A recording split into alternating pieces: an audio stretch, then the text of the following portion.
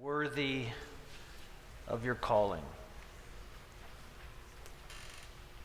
What a thing to be called by God, to hear his voice and to come to him, to know that he knows your name, and then to be sent, to be given something to do that's important to the heart of God. This transcendent creator, judge, knows you, has something for you to do. And most of you know that. This room is filled with a unique group of people who have heard, most of us, his calling on our lives, and we've said yes to that calling as best we know how, as best we know. We stumble forward in that calling, and so we have this, this yearning to live somehow worthy of that calling, to be somehow worthy.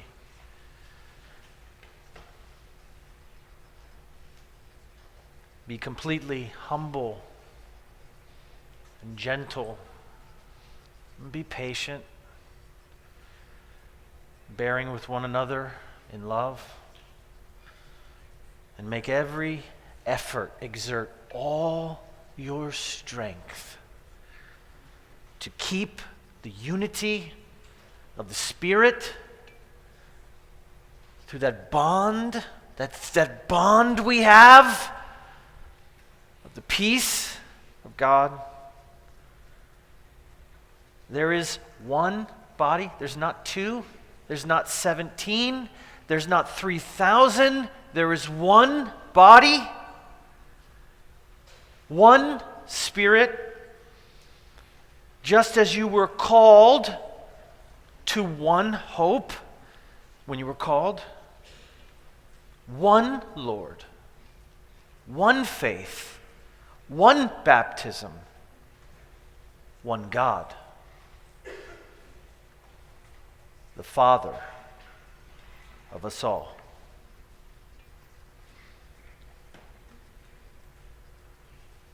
We all have complicated relationships with our fathers, don't we? They're complicated. And I know this because you talk to me, and I've talked to you. And all through the years, I almost never encounter somebody with brokenness that is not related somehow, some way, to their fathers. It's remarkable. The impact of either a present father or an absent father, or something in between, for good or for bad. There it is, that ubiquitous hunger inside us, that child that never gets old inside us, that's looking, hoping, yearning for a father's love and approval. I don't know if you saw, there was a Brazilian soccer team that had a terrible, tragic plane crash in Colombia. Did you see this story? It just recently happened. This sort of Cinderella story of this team that in its history had never gone so far, and they had risen in the ranks of their own league and were, I think, going into a final of the South American Cup. And so they had this opportunity for the first time in the history of their club, their professional team, to fly, the whole team chartered a little plane to fly to Colombia to play in a final. And the plane crashed, and all but I think 4 people, 75 people were killed, all but 4 were killed, and only 4 survived. 2 players and I think 2 crew members. But there was a sort of an aspect or a piece of that story which caught my eye when I first read about it, first heard about it. The coach of this team, the manager, the coach of this team, of course, he died in the crash. But his son, who was also a player, but was sort of also interested in coaching, he didn't play on that team, was going to accompany the team. And he was at the airport ready to go, but he forgot his passport. And he couldn't get on the plane because he had forgotten his passport. Got to the airport, everybody's there. Can you imagine? It's the first final in the history of the club. Your dad is the manager. All these players are your friends. And you forget your passport. I keep thinking about that moment at the gate. I don't know what happened. I don't know what transpired between the two of them, father and son. But I keep thinking about the backside of that tragedy. The son who is left behind. That survivor guilt that must be just a cloud looming in his mental sky. The strange mental gymnastics it must take to consider that a mistake saved your life. But I also wonder, what was that last interaction like between him and his father? I mean, I wonder, did he get chastised? I wonder if his father was like, see, that's you again, man. You're always forgetting things. You're so irresponsible. This is the biggest game of my career, of our lives, and here you are. You can't even remember your passport. You can't even pack your passport. And now you're not going to be there. And now you're not going to come. It's just like you.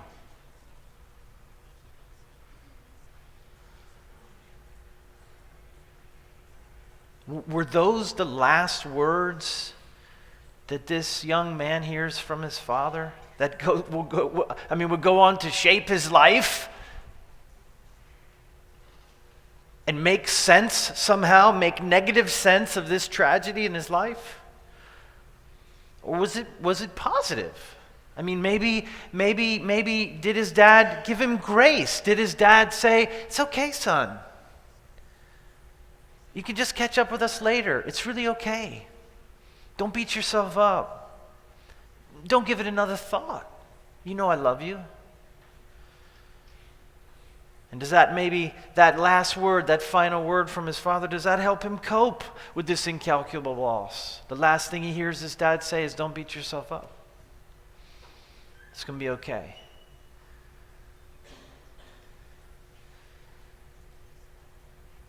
We have these convoluted, complicated relationships with fatherhood. And in many cases, it affects our view of God. We know that. It affects how we interact with God, what we expect from God. It's sort of deep thinking, what does he really feel towards us?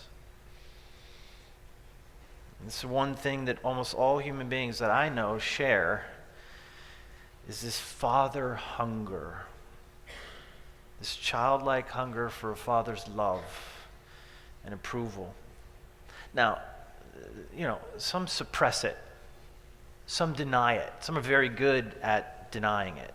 And some overcompensate by rejecting every kind of authority they find. And they try to act like they don't want it. Listen, if you see a rebel, a true rebel, somebody that is just kicking back on every kind of authority, what you're actually seeing is a deeper yearning and craving for a father's approval and love. Not less. That's just all an act, you see. It's overcompensating. And most of us at some level know that we need it. We know, we're aware that we crave it, we want it, we need it. I mean, even Jesus needed this. Do you know that?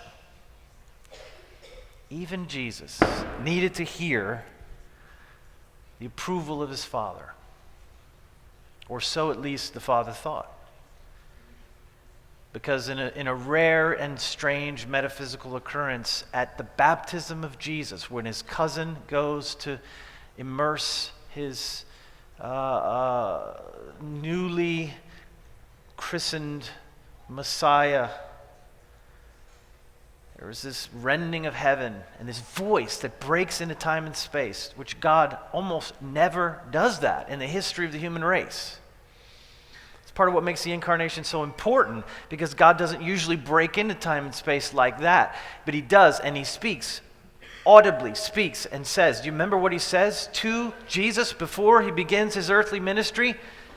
After 30 years of faithfulness and self-restraint and holiness and listening and preparation, he says he wants everyone to know and hear, this is my Son. And I am so pleased with him. You all need to listen to him. What a thing that is. That God the Father would do that for Jesus. And it seems to me that he does it because he needs it. It seems to me that even in his perfection, Jesus needs to know, Father, are you okay with me? Am I doing what you want me to do? Am I worthy of this calling which you've put on my life? I need to know. I need to hear you say it to me. And if I don't hear that, or God forbid, if what we hear from the voice of the fathers in our lives, you're not good enough, you're no good, you have no value, you're never going to amount to anything, you can't be trusted with anything. If that's the voice we hear in our head, well, wouldn't it have the opposite effect then? Wouldn't it have sort of an anti-calling, an undoing of our calling? And whatever it is that God himself has designed us to do, if the Father voices in our lives are saying, you're no good, you're not worthy, then actually what that does is negate our calling. And we have a generation of people who do not know they have eternal value. They do not know that they have a purpose, that their lives were meant to be spent on this world, not on themselves, but meant to be spent for something cosmic and eternal.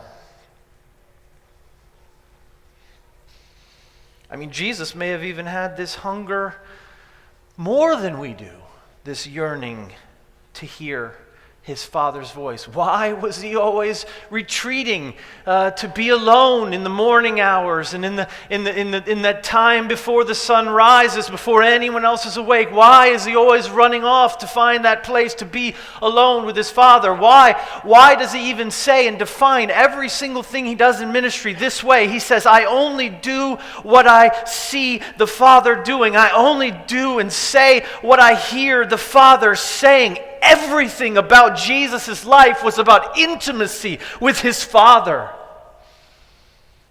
And then there's this strange conduit between whatever the relationship the Father has with the Son, so the Son wants to have that relationship with us. Whatever was given to the Son has been given to us. And so it becomes a model. This Godhead becomes a model for the way we're supposed to live as missionary people. Crave that intimacy, to crave that approval from our Father. And it's very, very important that Jesus chooses, and Paul here continues to hold on to, a view of God as Father. And it's important, it's significant, because there are other things that God, there are other sort of, earthly examples or metaphors that we could use to describe God. God is not always, at least in the Hebrew tradition, was not always referred to or thought of as Father. This is something Jesus chooses. It's something he wants us to think of God in this way. Of all the things that God is, creator, ruler, judge, sovereign, a leader, a militant, a shepherd, a rock, all of the things he is, the preference in the Jewish world would have actually been unnameable. Who is God? God is I am. He's the one who is. You can't even say his name. He's the one, the God without image, the God who cannot be named or categorized. And that's the tradition that Jesus walks into. And yet, of all those images that apply to God, of all the earthly titles or metaphors and even cosmological possibilities, Jesus preferred to refer to God as his Father. And when he taught his disciples, think of this, when he taught his disciples to pray, and again, this is important because he's saying, look, this is your primary relational understanding of God. Your primary relational encounter with God is prayer. So when you go to pray, who are you supposed to be talking to? How do you conceive God in your mind when you turn to him in the most intimate place? And he said, you ought to call him Father, but not just Father, but our Father. When you pray, he said, you have to remember not just that he's your Father, but he's a Father who is shared with others. And there it is. The invitation to see God and each other in a radical new way. To see God as Father and to see each other as siblings, children of the same Father. Our oneness then culminates in this crazy idea that we all have the same dad. We all have the same dad. And that our hunger for a father is fulfilled only and ultimately in him. And our relationship to each other is primarily defined by our relationship to him. So, to attempt to unpack this, or maybe try to get some insight into what it means to be children from the same Father, there are 5 people that I want to invite up here that I know that share that experience, that are children from the same Father. Now, to be fair, total disclosure here, their father isn't that great, certainly isn't perfect, but maybe because they share the same Father, we can gain some insights into what that means or what that looks like. So I'm going to invite 5 of 6 to come up here. If you guys are ready, come up here.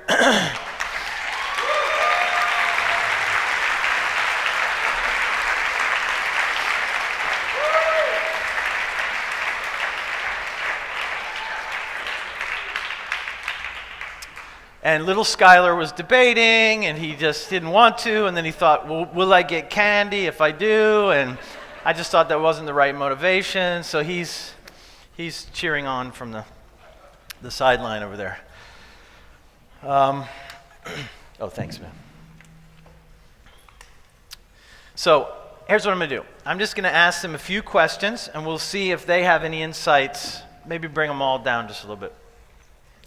We'll see if they have any insights into this. And by the way, totally candid here. They can say whatever they want. There's no gag order, which is a risk. I'm gonna put that out there. It's a risk. They don't have enough respect for me. We're working on that. So, you just want to say your name and where you are in the birth order.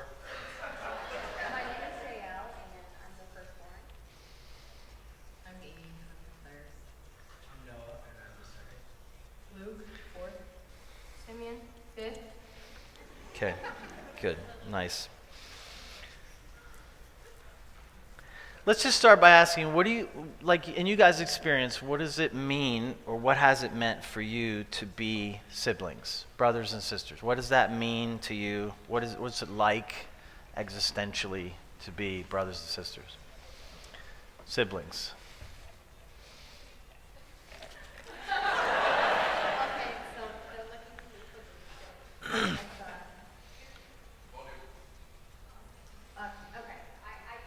No, eat it. No, eat the mic.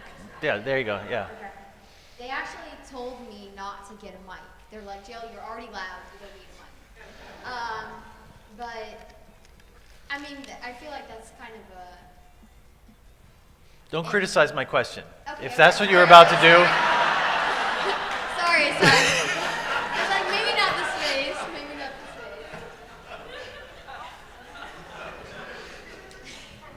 space. Okay, well, it means that we all share like this understanding that as much as we might not like each other sometimes, that we're always going to be there.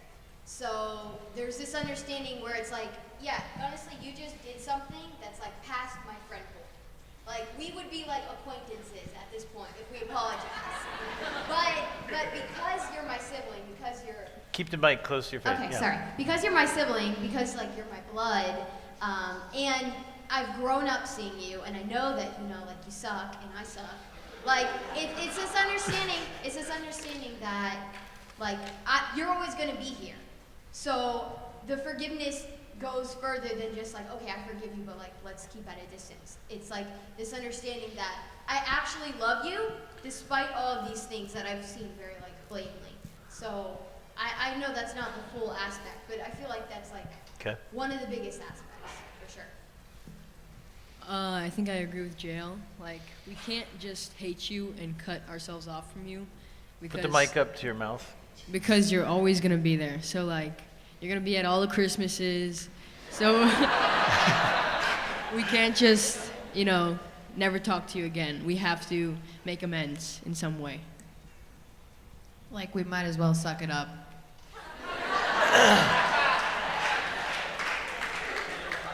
I think there's also like this understanding of like knowing a person, like the way Eve's friends know her, the way Noah's friends know him, the way my friends know me, it's different than when we all come together. It's like, it's this like truer understanding of like, I actually know you. Like I know the you with your friends, and that's like bits and pieces, but like I actually know you and the wholeness of what that is. So sometimes that can be like maybe a negative thing, like some of us are saying, but it also can be like a positive thing.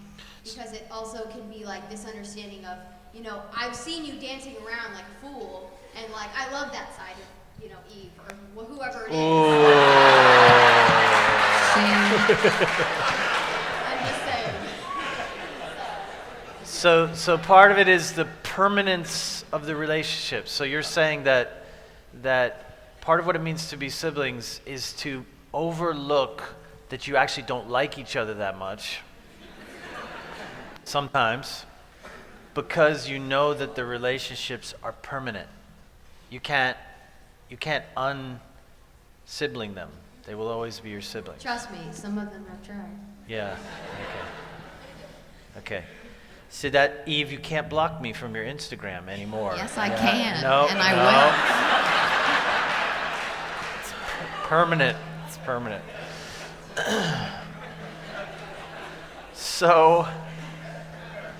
I want to unpack that a second too. So would you guys agree that you might not actually even be friends if you weren't siblings? Like, is there a chance? Yes. I don't think I would be friends with any of them. You wouldn't be friends with any of them? Maybe Eve. No. Maybe Eve? Whoa. Maybe Luke. I think it no. I think it depends on when we met them. Like if I met Noah like 3 years ago, absolutely not. If I met Noah today, I'd be like, goodbye. Noah now, improvement, more respectful, more maturity. So. Gains. Gains. Hashtag gains.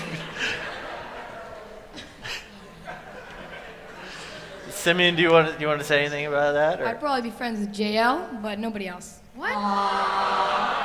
What about me, Simeon? I'm hurt. Sorry. I think that's just because you're my favorite.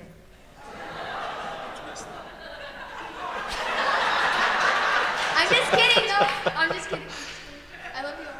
All right, so talk a little more about what keeps you together. So when you fight, which is a lot, when you dislike each other, which is often, is there some kind of insight into how you stay together, how you remain somehow connected or one? That's part of what we're trying to understand. So, I think it goes back to one main thing, and that's like the type of love that we have for each other. And it's a different type of love than you have for like your friends or something, because we know each other so deeply. We know everything about each other, you know? And so when they wrong us or we wrong them, there's always this like extra forgiveness that we have for them.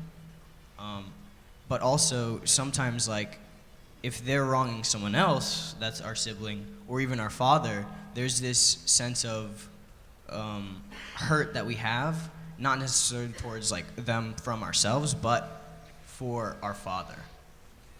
And so like I think there's this love that we have that comes directly from him. Like I wouldn't necessarily feel that crazy if Eve was just like being mean to everybody else. I probably wouldn't care, which is not a good thing. But because if one of our siblings is hurting something about like our family, then it hurts me. And so there's this sort of love that you have that goes deeper than just like being a friend, because we have the same father, because we are siblings, we are brothers and sisters. So it's more than just a commitment to the person, it's a commitment to the unit, like the family unit. And anything that hurts the family unit feels like a threat to everyone or feels painful to everyone. Talk about that a little more, like what has it meant for you guys to share the same father? Just hypothetically, you know. I think we understand how we grew up and how we act, because we act based off of what you taught us and how you think to act. So it gives us more of a unity. Like the right way is what you Yeah. mean. Yeah. So partly how you were raised, how you were sort of trained, what you think is right and wrong, that's part of it. Looks. Good looks, yeah, that's all. Whoa. Whoa. No, I agree with Simeon. Just like to further that, I think it's like because when you're a child, you all have to submit under the same authority. So like everything, it's like the rules that you grow up under, the morals that you're taught, like all your ideals line up. And as you get older, like you develop your own sense of person, but it's like you always go back to this root thing, like all of your childhood is based on the same thing, so. That's it? That's all you got to say about I don't really being a remember the sin? question, to be honest. So I lost my train of thought. What is it like to share the same Oh, father? yeah, So your yeah. relationship with each other, Right, yeah. one of the things you have in common is you have the same father. So what's that? Oh yeah, so since we're all different people, but we all have the same father, it's like we all differ on certain subjects, but we can always go back to the same point of reference, or like we can always go back to the things that we've learned or the things we've been given. So. I think also something that we kind of all understand is like the weight of, oh, Dad said. And I know we've like talked about this before, but it's kind of like, you know, if Noah says, JL, do the dishes, I'm gonna be like, no, you do the dishes. Like, I don't want to do the dishes. I came back from vacation, this is my vacation. Yeah. But if Noah says, Dad said, do the dishes, I'm gonna do the dishes. Like, they're all gonna do it. Like, if you say Dad says, it's like, okay, you know, and kind of this idea of you don't lie about that. You don't lie about what Dad says because honestly, you're gonna get in more trouble. If I'm like, yeah, Eve, Dad said, like, you know, whatever, fill in the blank thing, Clean and my he room. didn't actually clean. Well, that's probably something you would say, but you know, it can go back to him. Like there is a way to actually check that source, and if you're wrong, it's like, okay, that person is gonna get in trouble for that. You know, like you don't lie about that. You don't lie about like what Dad says, and that carries more weight than if you just say it as a sibling to another sibling. Right, or like instead of Dad says, if you're like, Dad's calling you, then you're like, bye, and you like run down the stairs or like fall down the stairs, roll down the stairs. Or if someone's like, I'm gonna go get Dad, you're like, goodbye, I can't, I must escape, because like, because it's like this point of reference, this authority that we all submit to, and like, your disputes will be settled by this one person. the judge. Did we record that? No, unrecord. I have a lot of witnesses in the room that Eve just said we all submit to. An authority we all submit to.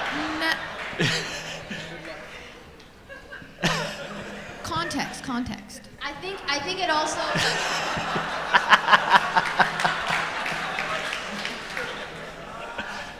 I think it also it kind of pushes us to make reconciliation. So I don't ever fight with Noah. That's not like a thing. But but maybe Noah and Luke, if they're arguing about something and then one of them says, "I'm gonna get Dad," then it kind of forces the other person to try to really quickly make reconciliation. And I'm sure you guys, some of you that have children understand that. There's that interaction of one of the siblings saying, "I'm gonna go get the parent," and then the other sibling's like, "No, wait, you can have the toy, you can have whatever you want, I'm sorry, touch me, whatever it is." So it's not even that it just carries weight when he's there. It's when he's not there, the idea of he will bring justice to the situation. If this person is bullying this person and the younger person's okay, or whatever. Sometimes Noah thinks he's being bullied even though he's older. Nobody knows how. But if he really feels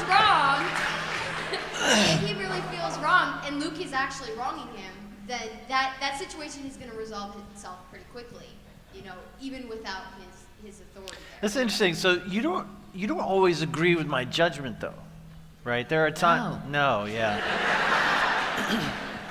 So how do you deal with that?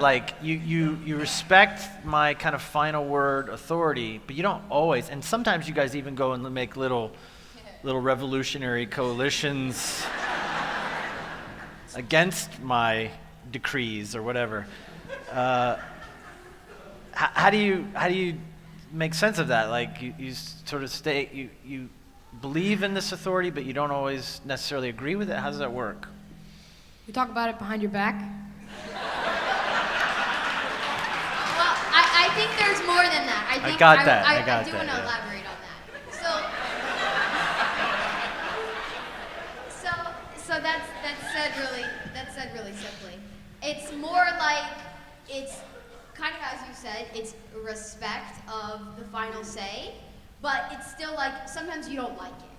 So sometimes there will be, you have a situation with a kid and you're like, "No, absolutely not. You cannot go to the fill in the blank thing."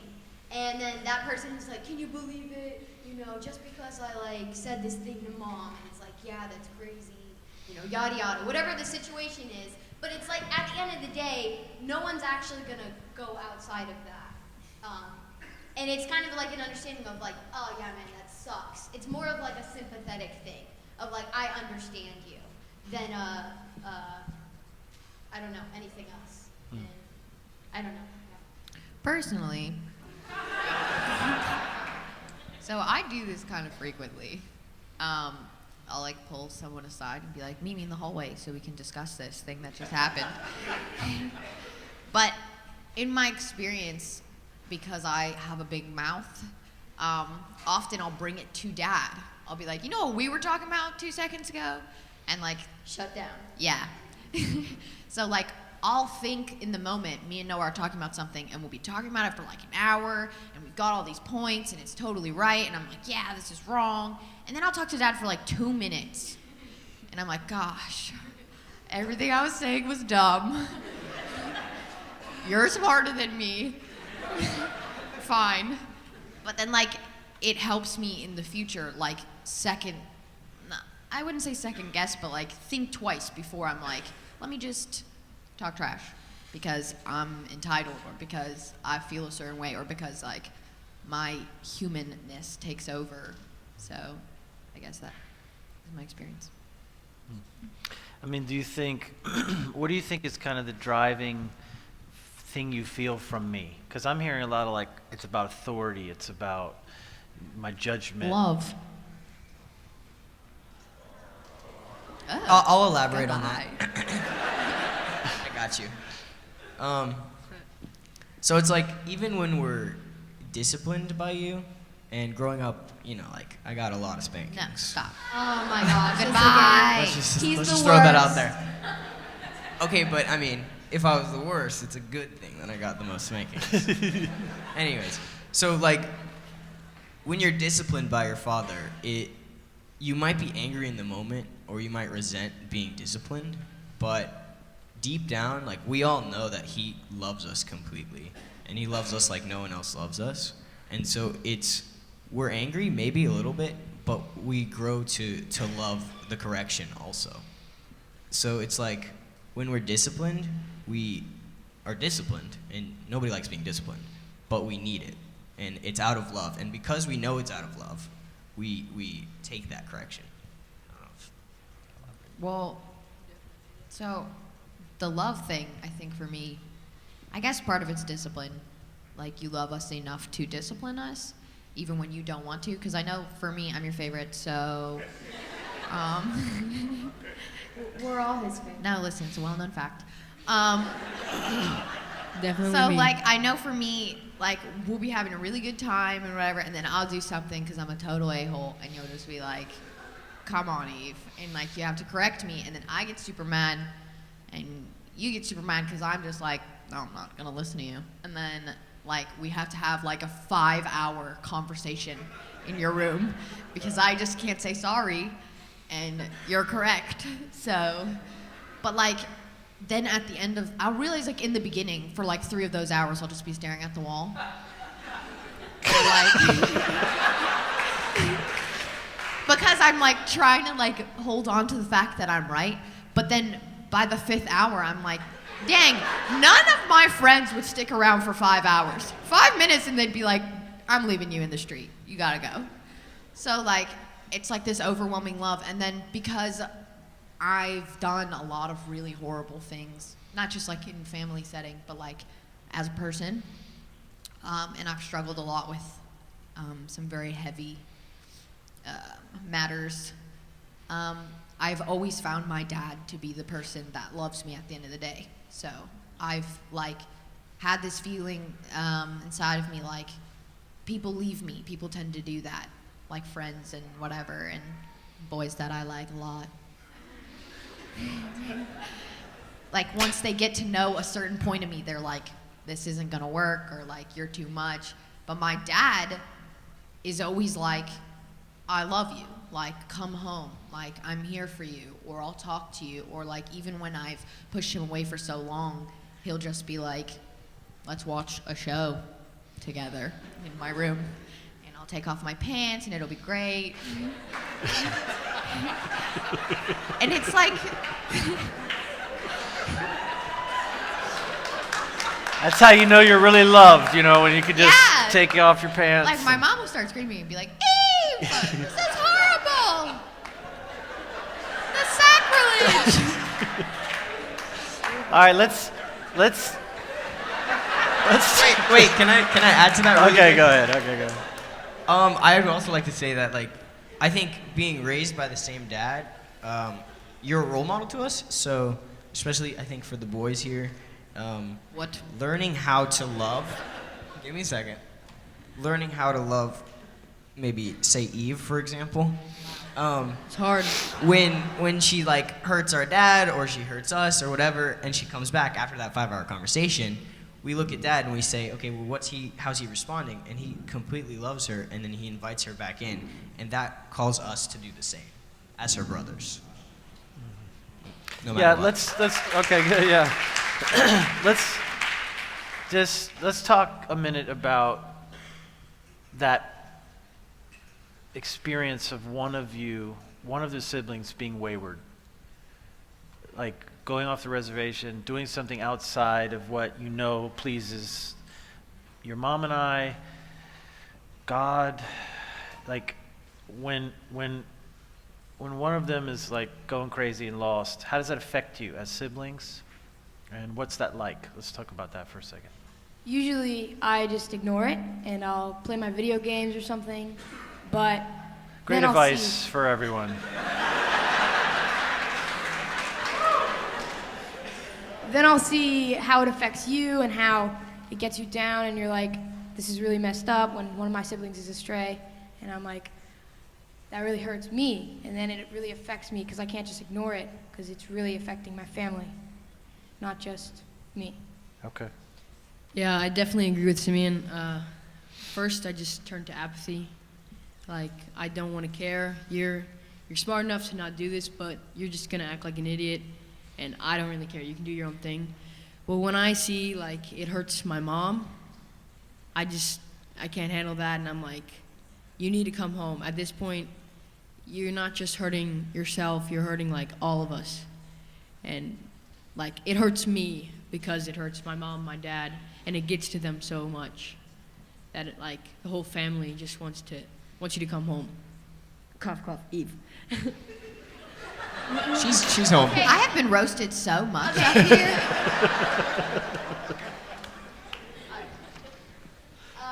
I think also everybody has a different way of addressing that. So I know Eve is like the likely suspect at this current moment, but I've also been in that boat, and I think everybody has their own way of like trying to do that invitation back in, like Luke was saying. Like maybe Luke doesn't specifically care, but then when he sees like how much it affects our parents, it's like now he cares. It's almost like he decides to like take their heart and their feelings and like embody it as his own. So then it becomes like every single one of them has their own way of doing it, and maybe it's effective in different ways too. So maybe Eve's gonna like berate you with her words about, hey, listen, like what you're doing is really, really wrong, you know? And like that's her approach of doing it. She's just like right there in your face, like, listen, like you need to correct this, like this is really off. And you're hurting everybody, and we'll just like say that to your face. And then maybe Noah will do it in more like a one-on-one setting. He'll kind of reiterate the same thing specifically. And so kind of as you go down the line, obviously, it's like every single person has their own way of doing it. So for me specifically, you know, just taking Eve into a case, like I do the befriending thing. So it's like I'm your friend. Like I will be your confidant. Like I want to hear you out. I want to like love you. I want to be like, oh, I know that's hard. Like I feel you. So every single kid has their own way of getting at the same hard thing, which is like we love you and we want you to come home and we care about you because our parents care about you. And like that really is the unifying thing. Yeah, like JL said, everybody does their own thing. I think my thing is like, I want you to see the pain you're causing. I don't want this to just be okay with you. I want to show you how much you're hurting this family, and yeah, I just want to show you that. And Noah, your approach is maybe more logical, or what? You make like an argument for something, right? He's like, that's just stupid.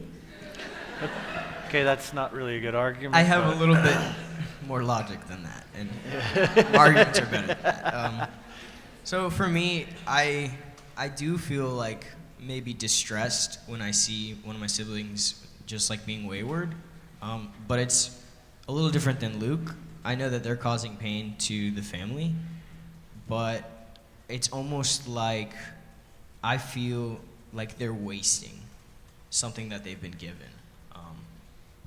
So to elaborate on that, I think we are all pretty intelligent. Maybe it's genetics, I don't know. Maybe it's definitely privilege. I mean, we have an education, a lot of really good things that have happened in our lives, even public school. I love public school.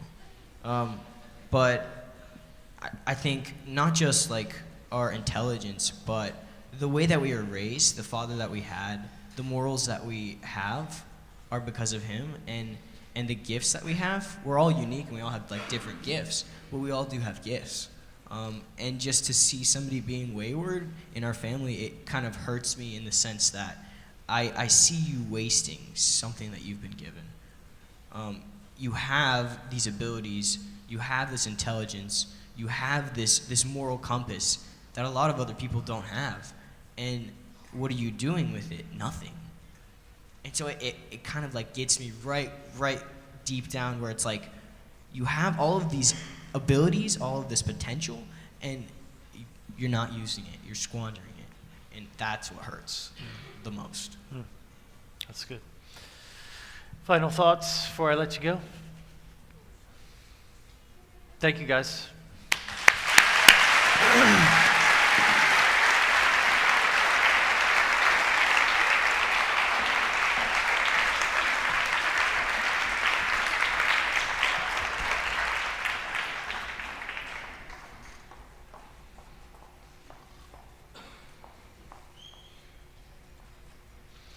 We're not one because we always get along.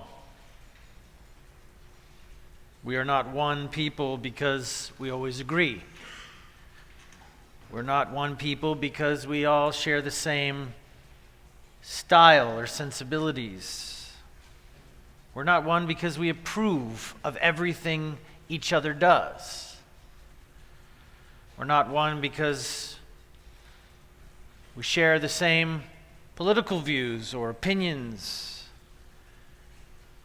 And maybe not even one because we share always the same doctrine or theology. We are one because we have the same Father. And we all know what it's like to be under his loving leadership. And the longer we live in his household, the more we gain his heart. We love the things he loves. We care about the people he cares about. We do the things he does.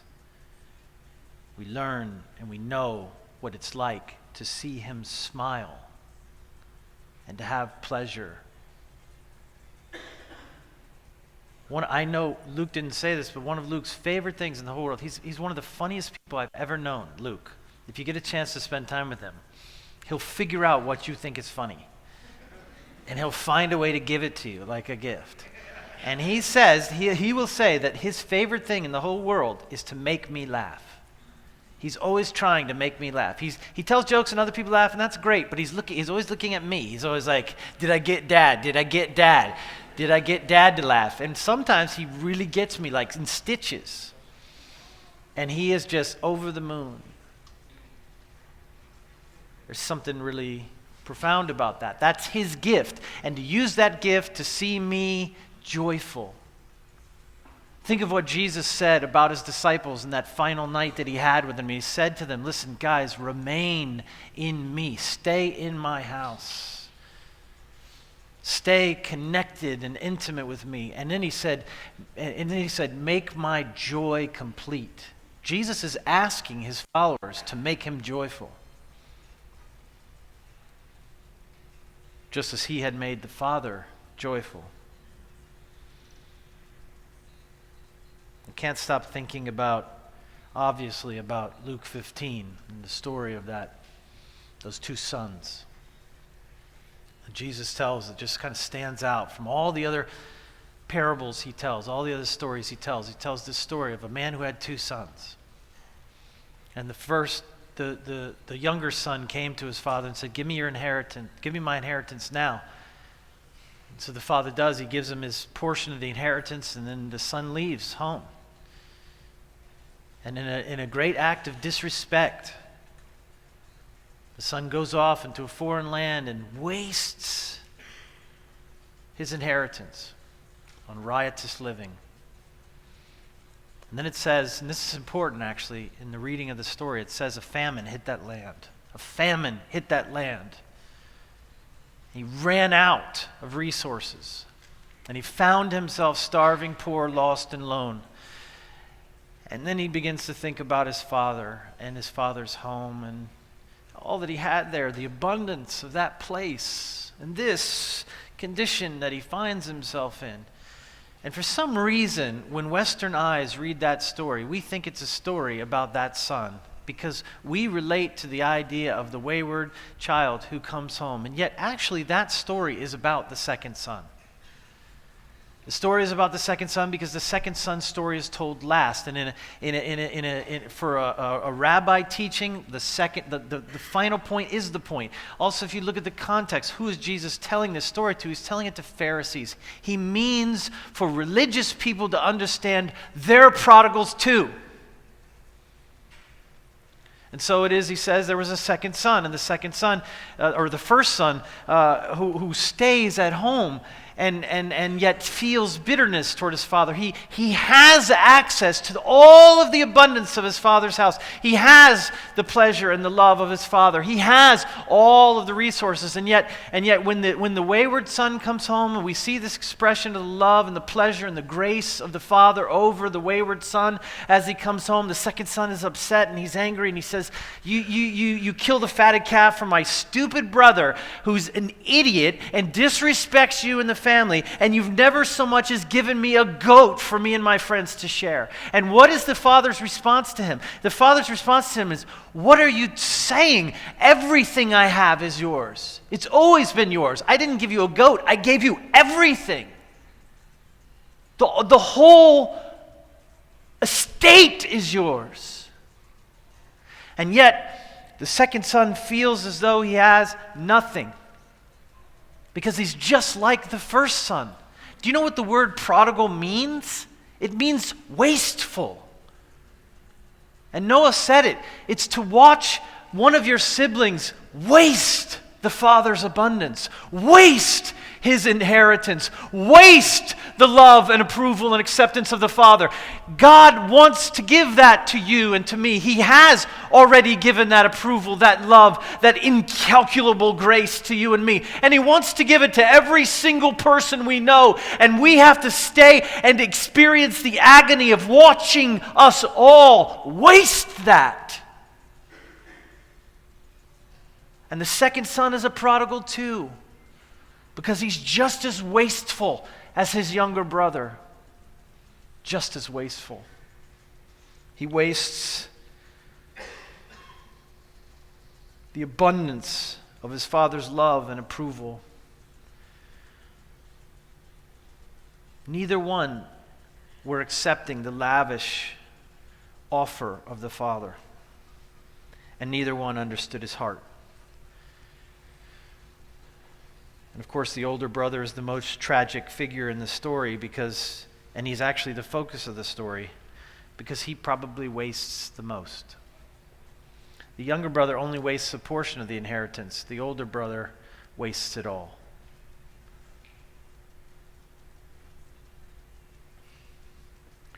I want to finish this in my time with you. I should just say that, Eve came up here. Eve is very brave to come up here. All of them really were. But Eve is she's struggled, and she said so.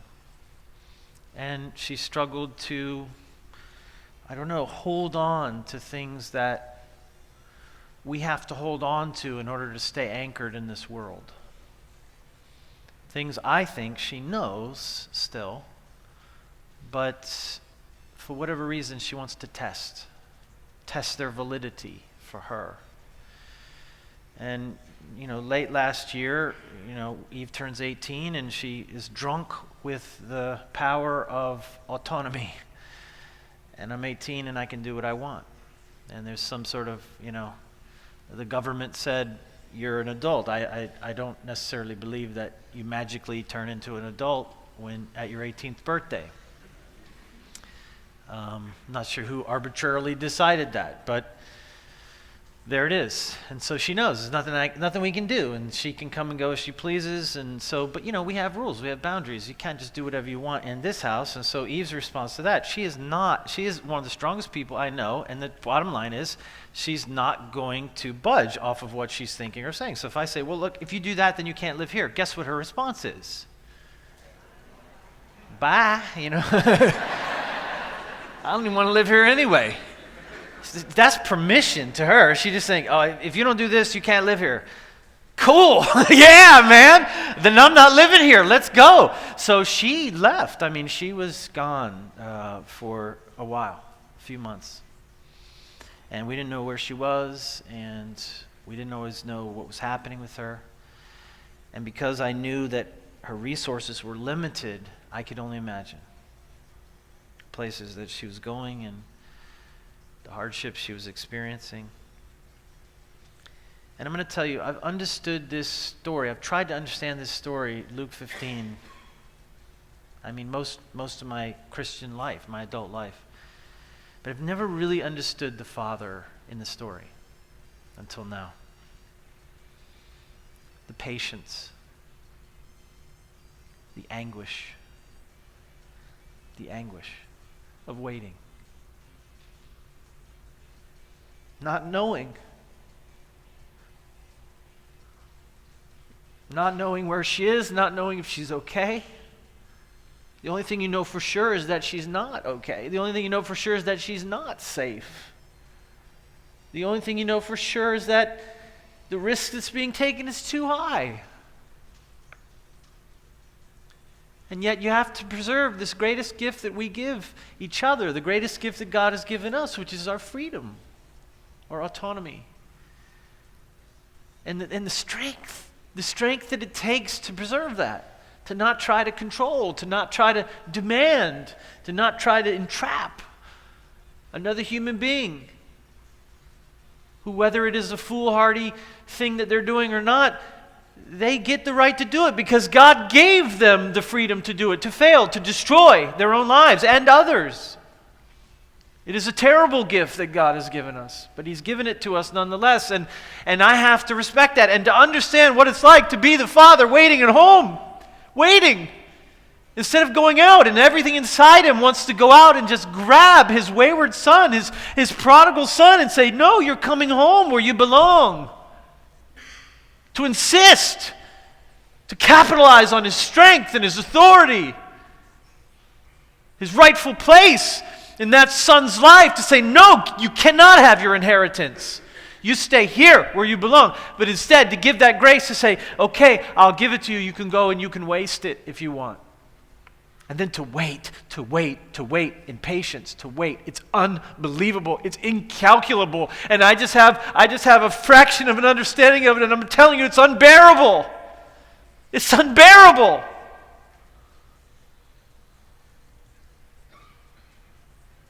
And what are you left with? I mean, I don't know how the immensity of the heart of God can hold in it all of these wayward ones by the millions on planet Earth.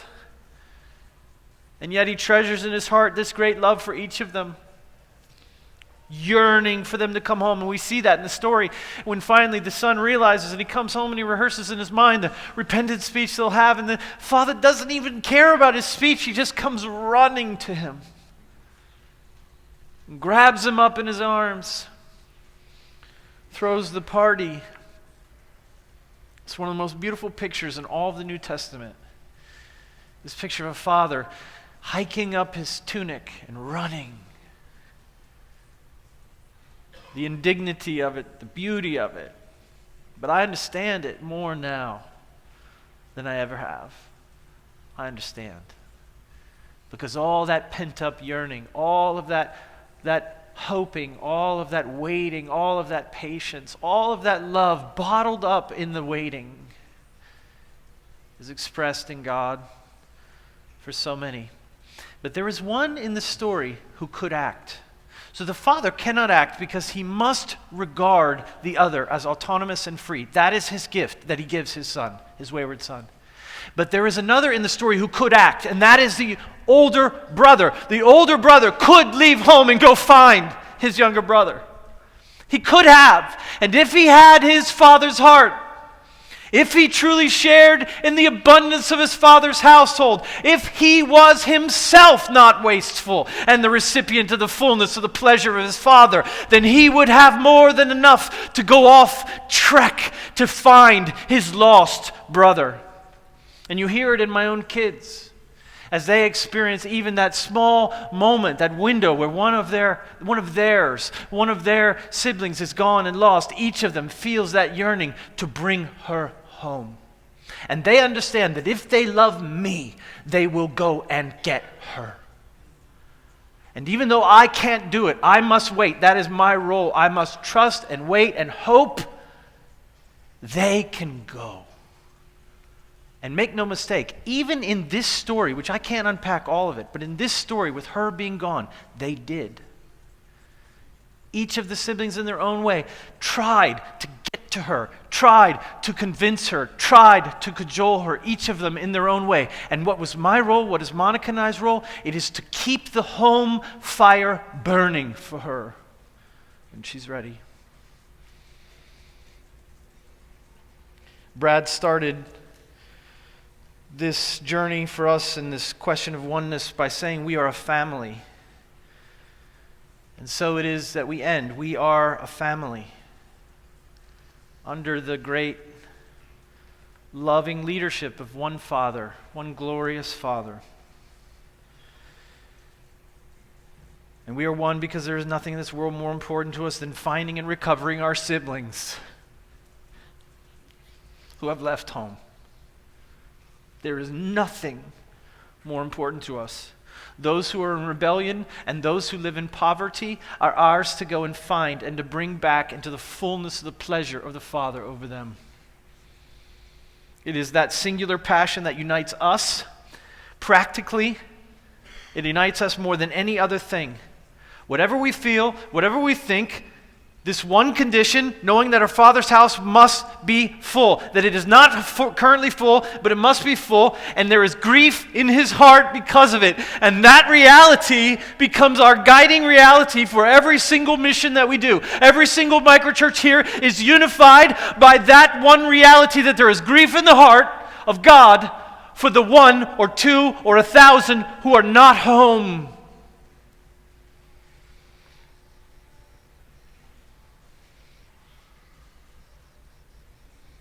And we know that we are supposed to go for Him and get Him and do everything we can to bring them home.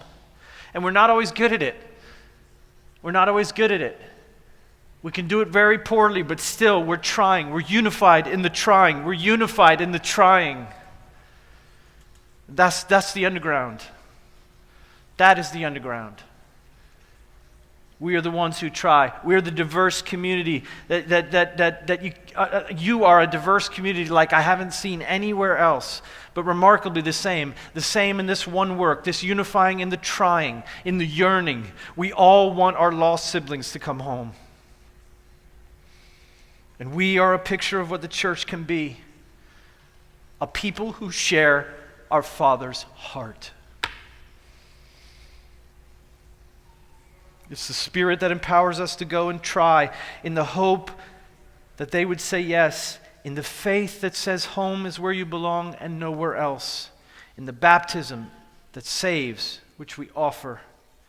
And the devil will want to make it about something else. He'll want to fragment us.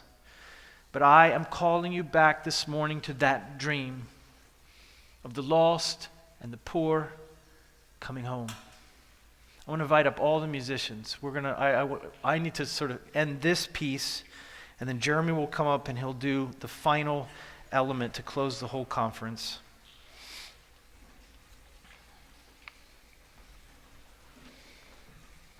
Our work, our heart is His work, His heart. We have to resist the fragmentation. We have to all want Eve to come home. And you know what? I'm just going to say this. I don't care who you voted for if you will bring my daughter home. I don't care your view on atonement or your stance on drinking if you bring Eve home to me. I don't care your ethnicity or the food you like or the music you listen to. I don't care about the car you drive or your opinions on anything if you will bring Eve home. If you do that, then we are one. You will have my affection and my loyalty.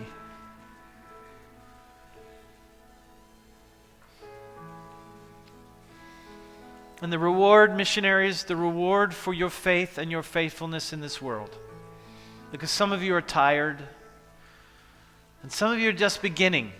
But both kinds of people need to know that the reward for your faithfulness in this quest to bring home the lost and the poor The reward is the love of your Father. And there is no greater thing that the human heart can even desire than that. It is a gift that Jesus wins for us on the cross, the love of the Father. Because we cannot attain His pleasure on our own, and so Jesus attains it for us and gives it to us as a gift by faith to live in and to abide in. This thing, to be loved by the Father, is our deepest yearning. After studying the final moments of the life of Jesus just before His death, French scholar Pierre Benoit came to believe that Jesus heard these words from Song of Songs in the final moments of His life. Come now, my love, my lovely one, come. For you, the winter is past, and the snows are over and gone. And the flowers appear in the land. The season of joyful songs has come. And the cooing of the turtle dove is heard in our land. Come now, my love, my lovely one, come. Let me see your face, and let me hear your voice, for your voice is sweet, and your face is beautiful. Will you hear this morning, again, the pleasure of God over you? It's connected to your mission. It's connected to your faithfulness in bringing siblings home. You must first partake of the abundance of His house. You must hear Him say over you, come now, my love, my lovely one, come. And Jesus, the perfect prodigal, Jesus, the pure elder son, Jesus, who is one with the Father Himself, bloodied and broken, gave up His Spirit and returned home for us. He returned home to prepare a place for us. He returned home so that we could return home. And now, human beings, all of us, failures, freaks, wannabe faithfuls, can hear both now and at the end of our lives these same words, the words of a father to his beloved children. Come now, my love, come.